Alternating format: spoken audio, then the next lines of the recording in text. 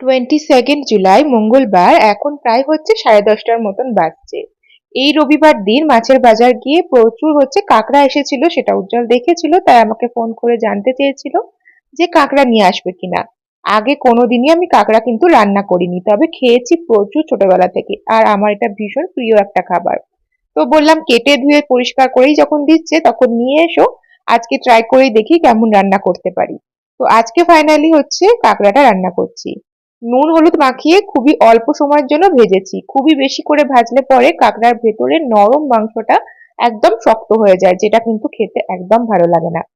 তারপরে কড়াইয়ে সর্ষের তেলেই রান্নাটা করেছি, সেখানে নিয়েছি হচ্ছে তেজপাতা, গোটা গরম মশলা, তারপর একটা বড় সাইজের পেঁয়াজ আর একটুখানি টমেটো দিয়ে সেটা ভালো করে ভেজে নিয়েছি। মশলার মধ্যে ওই যে আদা রসুনের পেস্ট, জিরে গুঁড়ো, ধনে গুঁড়ো, কাশ্মীরি লঙ্কার গুঁড়ো, এগুলোই ইউজ করেছিলাম, যেগুলো মাংসের জন্য ইউজ করা হয়। ভালো করে মশলাটা কষিয়ে নিয়েছি গ্যাসের ফ্লেমটা মিডিয়ামে রেখে। তারপরে কিছুটা পরিমাণ জল দিয়ে কাঁকড়াগুলো দিয়ে ঢাকা দিয়ে মিডিয়াম ফ্লেমেই হচ্ছে 10 মিনিট মতো রেখে দিয়েছিলাম। কাঁকড়ার ভেতরে ভীষণ ভালোভাবে রস ঢুকেছিল, আর কাঁকড়াগুলো একদম নরমও ছিল আর সুস্বাদু ছিল। এতটা যে ভালো খেতে হবে আমি নিজেও আশা করিনি।